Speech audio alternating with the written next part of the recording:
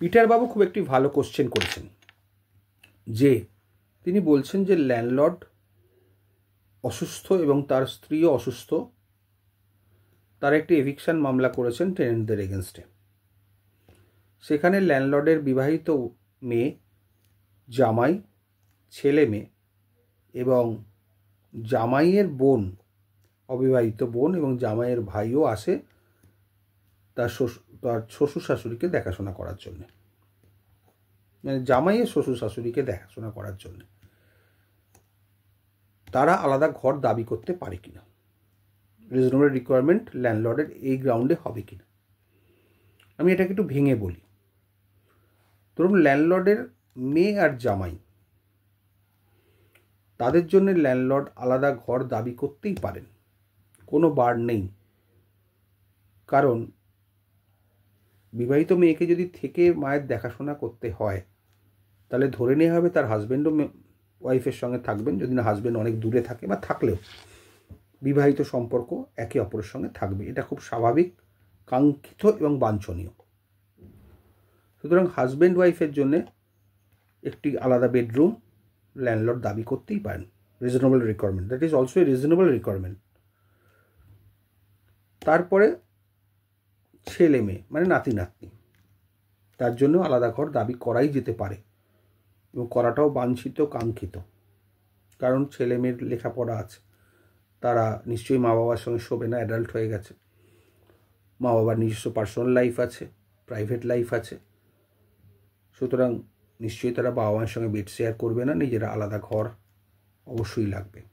এবং শুধু তাই নয়, তাদের জন্যে ড্রয়িং রুমও দরকার, কারণ তাদের টিচার আসতে পারে বা আদার্স আসতে পারে। হাজব্যান্ড ওয়াইফের জন্যেও কিন্তু আলাদা ড্রয়িং রুমও দরকার।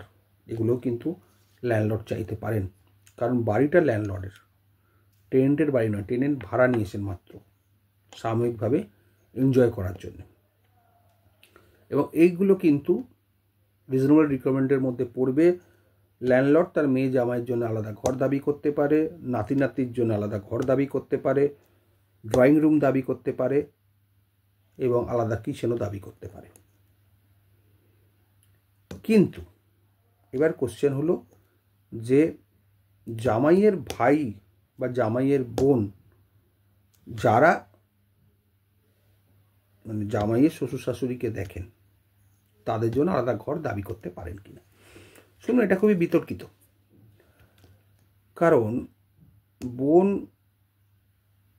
যদি অবিবাহিত হয় এবং বোন যদি সারাদিন তার আসে, মানে জামাইয়ের বোন, তাহলে তার জন্য ঘর দাবি করতে পারা যায়, কিন্তু সেটা কতটা পাওয়া যাবে সেটা কোর্ট ডিসাইড করবে, পাওয়ার চান্সটা কম। তেমনিভাবে জামাইয়ের ভাইয়ের বেলা তো একই তথ্য খাটে, দাবি করতেই পারে, কিন্তু কতটা পাবে সন্দেহ আছে। কারণ জামাইয়ের বোন মা বাবার ঘরেও থাকতে পারেন, দিদির ঘরেও থাকতে পারেন, এইগুলো আছে। কিন্তু জামাই, মেয়ে জামাই জন্য আলাদা ঘর পাবেই এবং নাতি নাতনিদের আলাদা ঘর পাবে, প্লাস ড্রয়িং রুম, কিচেন এগুলো পেতে পারবে, এগুলো কনফার্ম। কিন্তু জামাইয়ের ভাই বা বোনের জন্য আলাদা ঘর পাওয়ার চান্স খুবই কম। রিজনেবল রিকোয়ারমেন্ট থাকলেও কোর্ট সেটা অ্যালাউ নাও করতে পারে।